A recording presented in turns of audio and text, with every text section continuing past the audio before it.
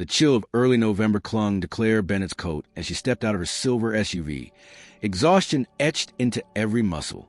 It was just past 7 o'clock in the morning, and the sun was barely rising over the sleepy neighborhood of Eden Prairie, a quiet suburb just southwest of Minneapolis.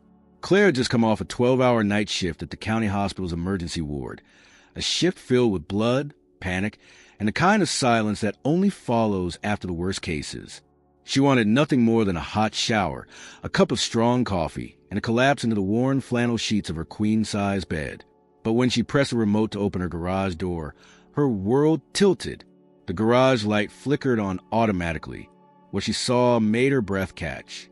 There, nestled in the far corner behind an old stack of storage bins and a rusted bike, was a small figure, curled up under what looked like a faded army blanket.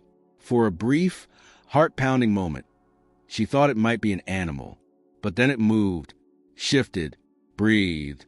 Claire froze, keys dangling from her fingers.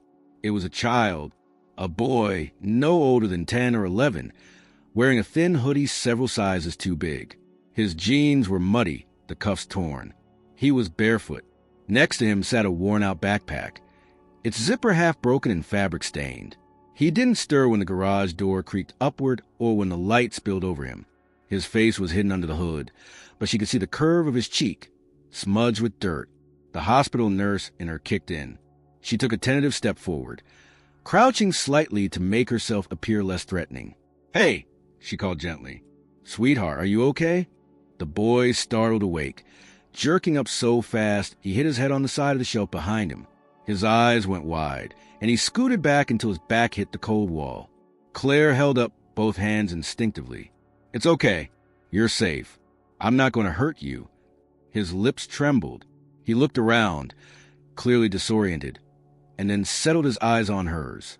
They were a pale gray, startling against his dark skin, and full of something Claire hadn't seen in a long time. Pure, unfiltered fear. "I'm sorry," he whispered, voice shaking.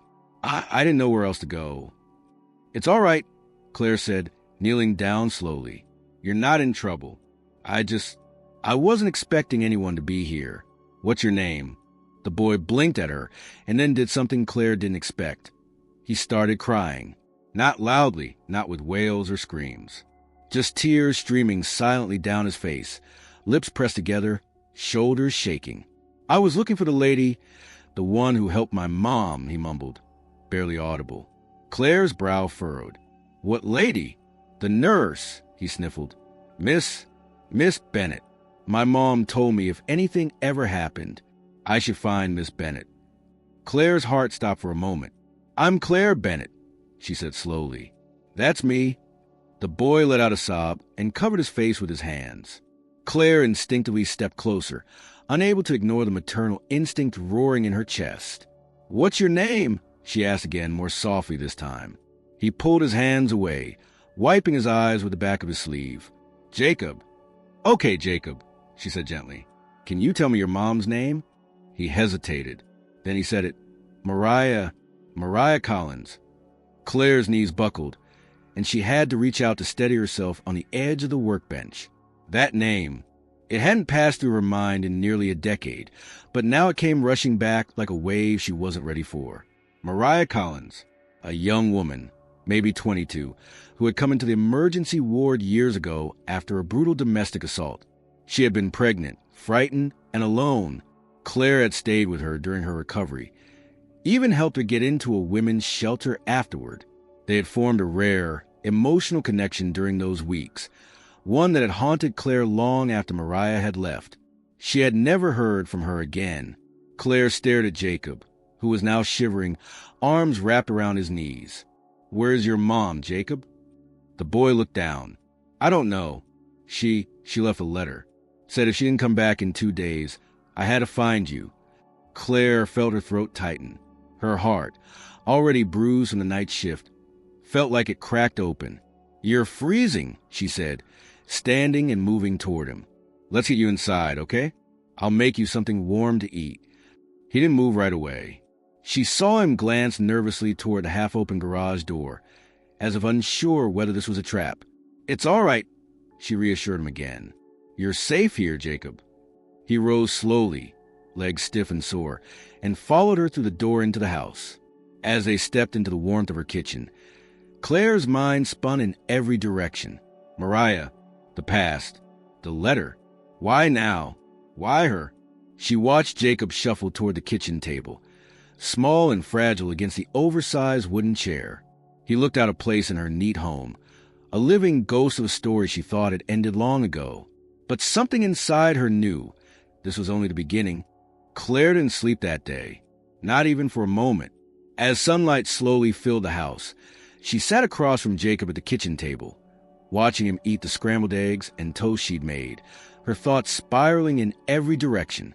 He ate slowly at first, as if unsure the food was really his to take. But once he realized she wouldn't take it away, he devoured it with a quiet hunger that broke her heart in a place she didn't know was still vulnerable. His clothes, now washed and dry in the laundry room, had been filthy, and the bruises on his arms hadn't escaped her attention. He hadn't offered any explanation, and Claire hadn't pressed, not yet. Right now, he needed stability, a warm space, a voice that didn't shout. She leaned on the counter, hands wrapped around her coffee mug, trying to process what he'd said in the garage, how he'd been looking for her, her name, her connection to his mother. It all seemed so unreal. And yet he was here, tangible, a living, breathing reminder of a woman Claire had only known briefly, but had never truly forgotten. Once he finished eating, Jacob sat silently for a long time, staring at the steam rising from his hot cocoa. Claire, not wanting to pressure him, waited. She had learned the value of silence in her years as a nurse, how people sometimes needed space more than questions. Eventually, his voice came, small but clear. My mom said you were the only one who ever cared about her, that you didn't treat her like she was broken. Claire looked at him, caught off guard by the words. They sounded too grown-up for a boy's age, too heavy. She remembered you, he continued. She talked about you a lot. Not always. But when things got bad, she'd say she wished we could find you. Claire swallowed hard. Where is she now, Jacob? He hesitated. Then, eyes lowered, he said, She's gone. She said she was going to fix something. Said it wasn't safe anymore. And then she left. That was 3 days ago. Did she say where she was going? No. Just that if she didn't come back in 2 days, I should find you. She showed me your name once, on a paper she kept in her wallet. I remembered it. She said you lived near the city with a white house and red shutters. Claire closed her eyes for a moment. That detail hit too close. Mariah had remembered everything, even her old house, which hadn't changed in years. How had she held on to that knowledge all this time? And what kind of danger had she been in to send her child on foot, alone, to find someone she hadn't seen in nearly a decade? Claire got up, went to a drawer near the fridge, and pulled out a notepad. She flipped to a clean page and grabbed a pen. I need you to tell me everything you remember, she said gently. Anything she said before she left. Anything strange. Places you stayed. People you saw. Jacob looked unsure. Are you going to call the police? I want to help your mom, she said, choosing her words carefully. And to do that, I need to know everything I can. But I won't do anything without telling you first. Okay. He nodded slowly. Okay. They spent the next hour piecing together a rough timeline. Jacob had a remarkable memory for a child.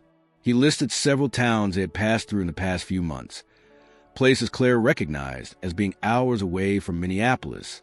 He spoke of cheap motels, bus stations, late-night runs to gas stations for food. He mentioned a man with a red truck who had been following them off and on, a man his mother was afraid of. He had a snake tattoo on his neck. Jacob said, Mom said if I ever saw him, I should hide. Claire's hand tightened around the pen. Did he ever try to talk to you? No, but I saw him outside our motel once, just sitting in the truck, watching. Claire wrote it all down. Names, dates, locations, even descriptions when Jacob could provide them. She didn't know yet what she was going to do with this information, but she needed to have it.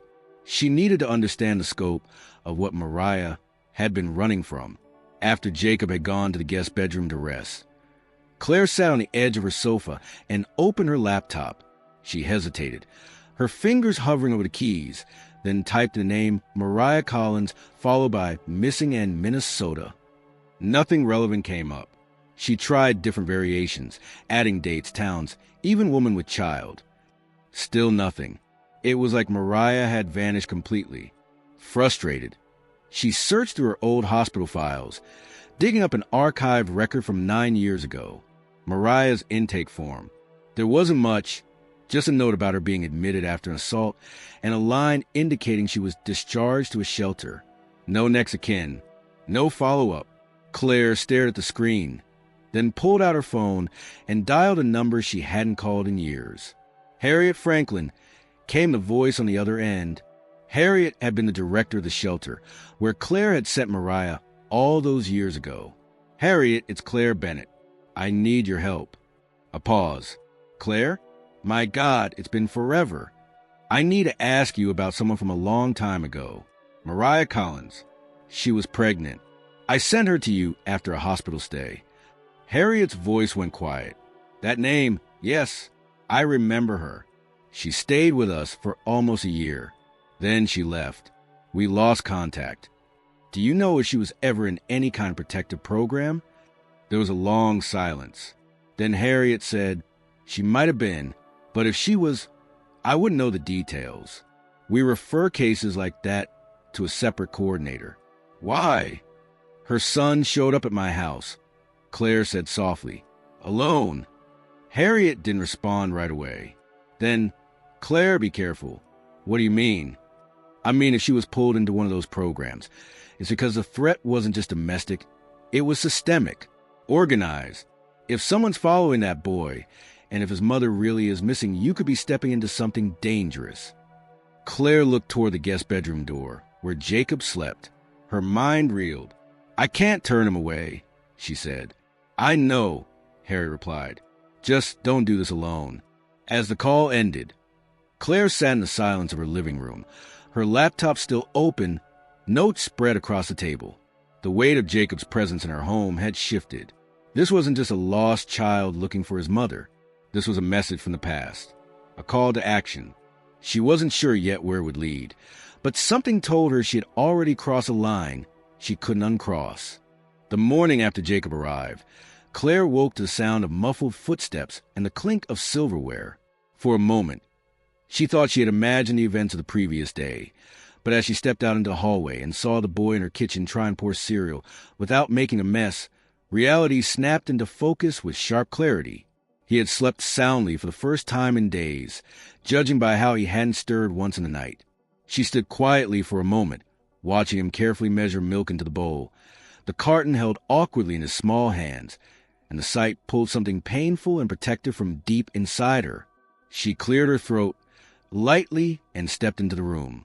Jacob turned with that same flicker of wariness in his eyes, but it passed more quickly now, replaced with a cautious calm.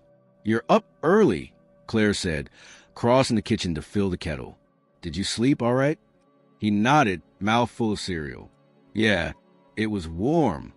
Claire watched him for a moment, then asked, Do you want to go through the rest of your mom's things today? Maybe the letter she left has more clues. Anything we missed. Jacob looked down. It's in my backpack. She took a slow breath. All right, after breakfast. An hour later, they were sitting in the living room, his torn backpack between them. Jacob unzipped it slowly, carefully, like he was unsealing something sacred. Inside, besides a couple of shirts, a toothbrush, and a paperback novel with a torn cover, there was a thin envelope with his name written in cursive, Jacob, if I don't come back. Claire watched him hand it over, his fingers reluctant to let go. She took it gently, unfolded the note, and read it in silence. The message was brief and cryptic, filled with the kind of fear that didn't speak openly. Mariah had written about needing to finish what she started, about keeping Jacob safe no matter what, and trusting only the nurse who helped us before. At the bottom of the letter, however, was something Claire hadn't noticed the first time. A single line of coordinates. She frowned. Did your mom ever talk about maps? Numbers? Jacob shook his head. Claire pulled out her laptop and entered the coordinates into a search engine. A small spot on the map appeared. about an hour north of the city, near a wooded area outside of Elk River. It was far from any commercial routes or residential neighborhoods. The pin was dropped near an abandoned industrial park. She stared at the screen. Did she ever mention a place like this? I think she once talked about a building with broken windows, Jacob said after a pause.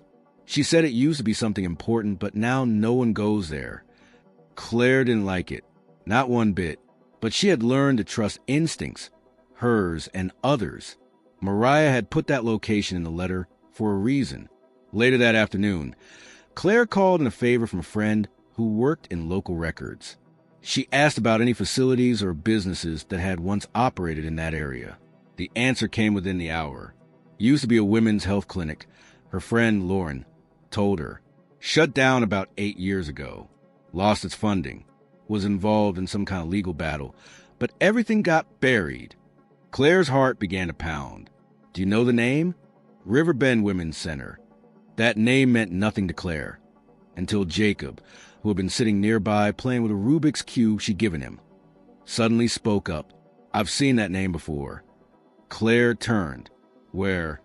He reached into his backpack and pulled out a piece of old newspaper, folded in quarters and brown at the edges. He handed it to her, and Claire unfolded it carefully. There was a photo, an old black and white image of a woman smiling, standing beside a sign that read Riverbend Women's Center. Claire's eyes moved to the woman in the photo. She recognized her immediately. It was Mariah, younger, healthier, hopeful. The caption below mentioned her name in connection to a community outreach program for single mothers. Claire scanned the article, reading how Mariah had been part of a pilot initiative for survivors of domestic abuse. It spoke of anonymous benefactors and quiet funding. But what caught her attention most was a mention of man, referred only as a private sponsor. Did your mom ever tell you who supported her after she left the shelter? Claire asked. Jacob hesitated. She said someone helped her, a man who had money, but she didn't trust him anymore. Did she say why? Jacob shook his head, only that he changed, that he wanted something back. Claire felt her stomach turn. She called Harry again and told her about the letter and the location. Claire, Harriet said, her voice taut, I remember now. Riverbend was controversial even when it opened. We were told not to refer anyone there. There were rumors, medical malpractice, record tampering. It just disappeared one day. No explanation. Mariah worked there, Claire said quietly, or volunteered. At some point. She's in a newspaper clipping I have. Then someone buried a lot of history. That evening, Claire sat on the floor of her living room, piecing together every scrap of information Jacob had brought with him. She laid out the letter, the coordinates, the photo, and a rough timeline of Mariah's known movements. The more she examined the pieces, the less they fit together into any coherent shape. There were too many unknowns, too many silent spaces in the story.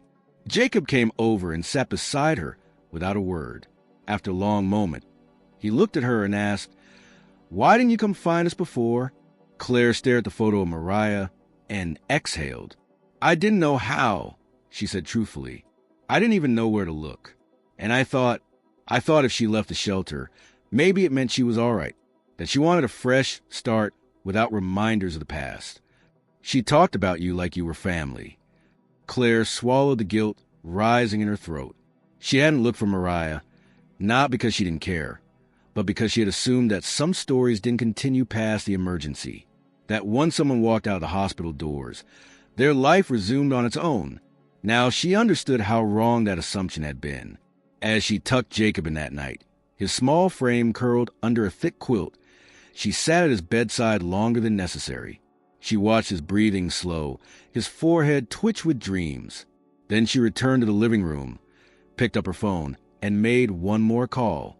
A lawyer, someone she trusted, someone who knew how to navigate sensitive situations.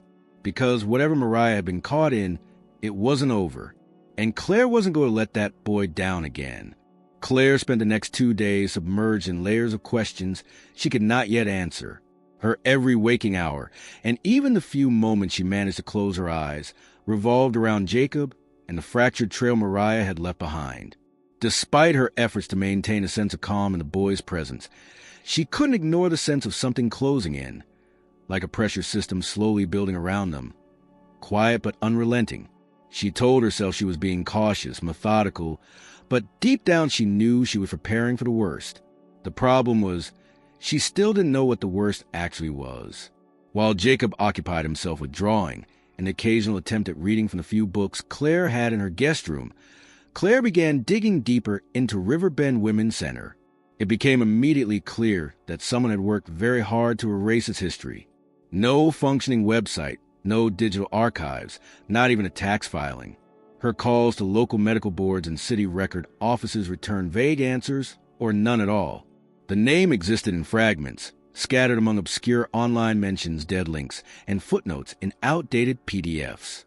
But then she remembered an old colleague from the hospital, a retired nurse practitioner named Dolores, who had once spoken of temporary outreach projects tied to clinics no longer operating. Claire called her late that evening, unsure what she'd find. Dolores picked up on the second ring. Her voice, though aged, still held the same sharpness Claire remembered. "Claire Bennett," she said, a little surprised. "Haven't heard your name in some time. What's going on?" Claire didn't waste time. She explained everything she discovered. The boy, Mariah, the letter, the coordinates, and most importantly, the mysterious Riverbend Center. There was a pause. "I remember Riverbend," Dolores said after a long silence. "But not because I worked there. Because I was warned not to."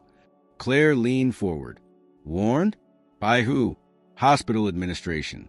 There were murmurs at the time. Early funding came from a private donor who didn't want public recognition. They took in women like Mariah, women who had nowhere else to go, but didn't always follow the book. Some procedures were undocumented. Names were changed without judicial process. The place became a loophole, and then it disappeared. Claire's mind raced. "Do you know the name of the donor?" "No," Dolores said, "but I remember the whispers. A man connected to real estate, political circles, the type of person whose name you never wrote down." Claire ended the call with more questions and answers, but now she understood something critical. Mariah had been part of a program operating in shadows, one that could protect or exploit, depending on who controlled it. And if someone like that had helped her in the past, they might still be watching. Or worse, hunting. That night, Jacob left a drawing on Claire's nightstand. A crayon sketch of 3 figures, a woman with curly hair, a boy holding her hand, and a third figure with a stethoscope around her neck. It was childlike, but unmistakable. Jacob had placed Claire in the picture. It stunned her with its simplicity, and its quiet plea for permanence. The next morning, Claire received a call from her lawyer, Daniel Ellison. She had told him only enough to prompt his help, careful not to include Jacob's real identity yet. He had connections in the legal aid system and was already making quiet inquiries into protective programs and custody options. "I dug up something strange," he told her over speakerphone. "There's no official record of Mariah Collins in any protective custody system in the state. That shouldn't be possible." "What does that mean?" Claire asked, standing by the window, watching Jacob in the yard collecting leaves in a pile. "It means if she was part of any official program, it was either federal or completely off the books." Claire felt a cold wave ripple through her. "And if it's off the books?" "Then she made enemies powerful enough to erase paper trails. Which means we need to tread very carefully." Claire ended the call and sat in silence for several minutes, listening to the faint rustling of wind outside. She needed more. Answers wouldn't come from files or databases anymore.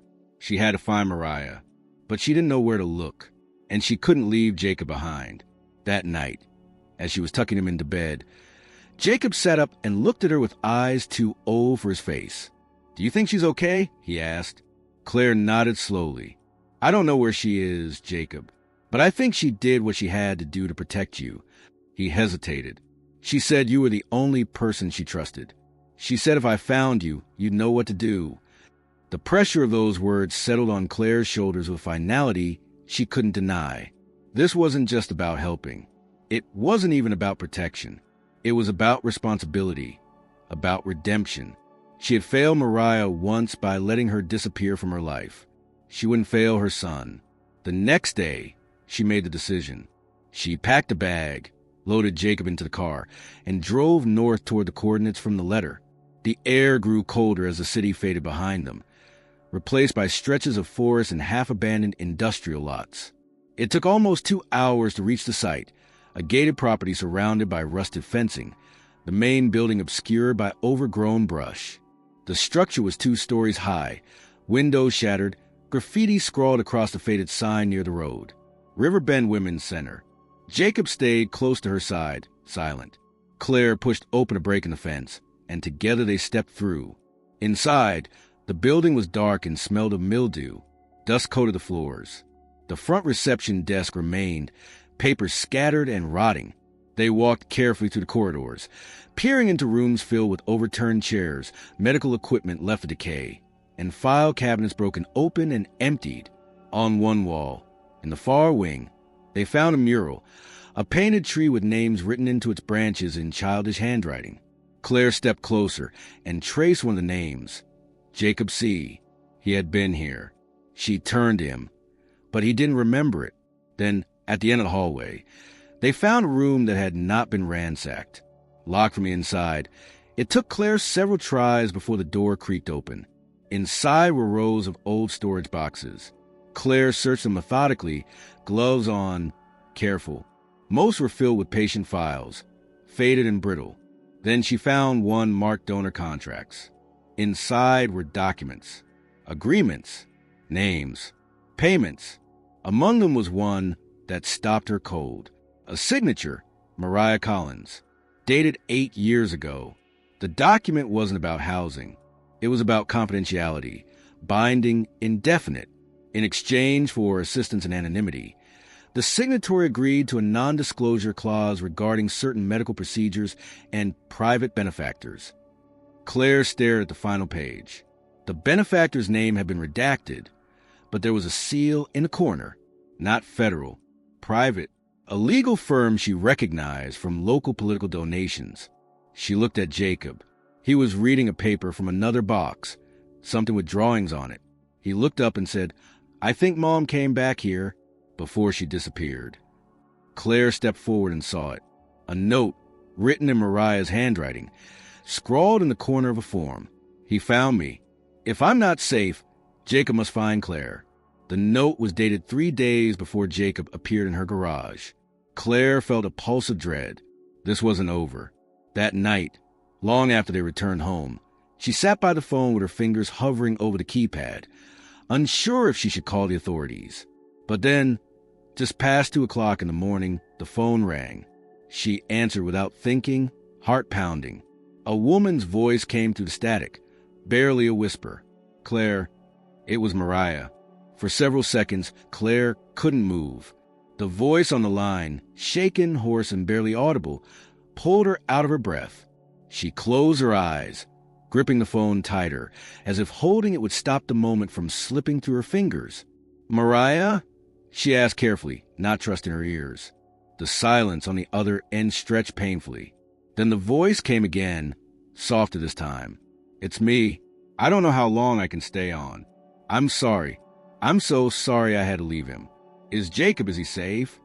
Claire stood slowly, walking toward the kitchen window, peering into the darkness as if Mariah might somehow be there, watching from a distance. "He's here," she said. "He's safe, but scared. You left him alone, Mariah." "I didn't have a choice." There was a sharp edge behind the words. They were closing in. I couldn't risk them taking him. Claire lowered her voice. "Who's they?" "You have to tell me everything. This can't keep happening in shadows." There was rustling on the line, a pause, then Mariah said, "It's not just one person. It's a network.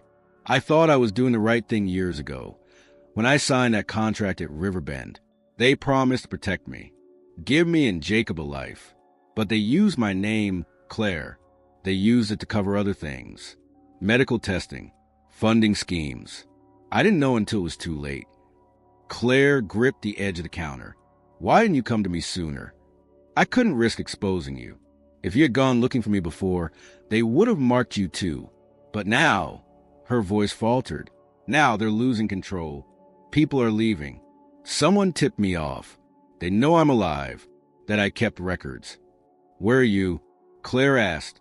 Tell me. I'll come get you. I'm moving constantly. I'm not safe, but I have a plan. I've been building a case, gathering evidence. I just didn't expect them to move this fast.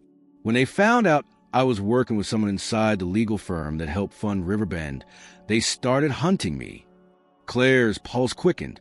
Mariah, if what you're saying is true, we need to get the authorities involved. The real ones, not local police.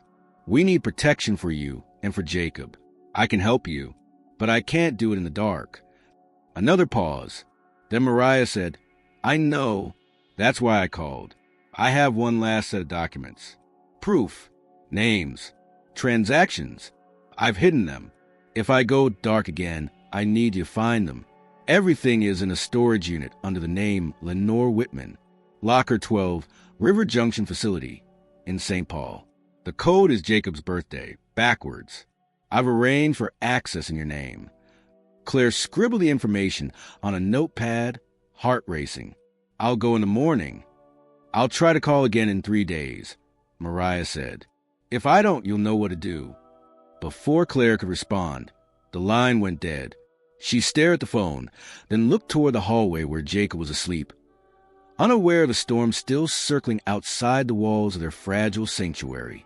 The next day, Claire drove to St. Paul alone, leaving Jacob under the watch of Daniel Ellison's wife. The facility at River Junction was plain, concrete, and unmarked. Claire showed her ID and gave a name. Locker 12 was located on the second level. She punched in the code, August 17th reversed, and heard the lock click open.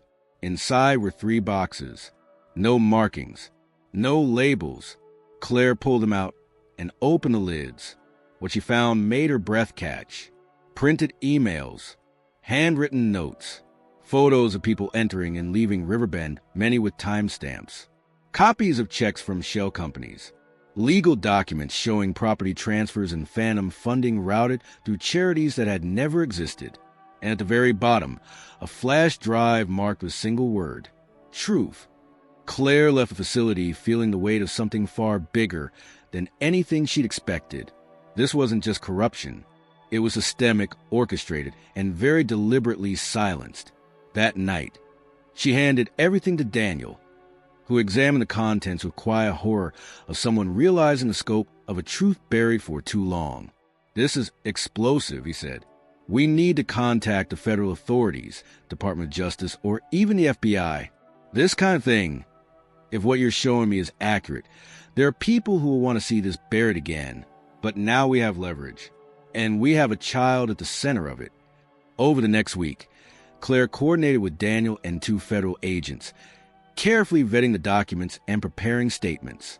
She kept Jacob close at all times, explaining only that his mother was trying to make things right, and that they had to be strong until she came back. On the 8th night after the call, Claire's home security system chirped quietly. A notification on her phone. Someone approaching the front door. She looked at the screen, then rushed to the window. It was Mariah, gaunt with dark circles under her eyes, but very much alive. She stood on the porch, wrapped in a worn coat, her hands clutching the straps of a faded bag. Claire ran to the door and opened it, stepping out into the cold. For a long second, neither of them moved. Then Mariah fell into her arms. I didn't think I'd make it, she whispered. Claire held her tightly. You did. You're here now. Jacob heard the voices and appeared at the top of the stairs, eyes wide and blinking. When he saw his mother, he froze. Then slowly he descended the steps.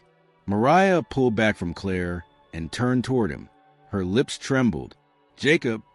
He stood still for only a moment longer before running into her arms, his small frame shaking against hers. I missed you, he cried. I thought I lost you. You didn't, she said, her voice breaking. You found exactly who you were supposed to. Claire stepped back, letting them have the moment they both had been robbed of. The house around them felt warmer than it had in weeks. It felt alive. Over the following months, with legal support and protection in place, Mariah and Jacob stayed with Claire. Their lives slowly began to rebuild. The evidence from the storage unit triggered a series of quiet investigations. Arrests followed. Riverbend's secret history unraveled under federal pressure. And while the public headlines never told the full story, Claire knew justice had begun to turn its wheels. Jacob returned to school under a new last name. Mariah, once hesitant to even go outside, started volunteering again, this time at a local community center for at-risk women. She spoke carefully and never used her real name, but there was light in her face again, a calm that hadn't been there before. Claire found herself growing attached in a way she hadn't expected. One evening, as she cleaned up after dinner, Jacob tugged at her sweater. "Can I call you something?" She looked down, curious. "What is it?" He hesitated. "Tia Claire, like an aunt." Claire didn't answer right away. Her throat tightened. She crouched down, met his eyes, and nodded. "Yes," she said. "I'd like that very much." Some nights, Claire thought about how quickly life had shifted. A child in her garage, a voice on the phone, secrets unearthed. But instead of seeing chaos, she saw connection. She saw resilience. She saw a story that wasn't about tragedy anymore, but about survival, reunion, and chosen family. Because sometimes, the life you never planned for becomes the one that saves you.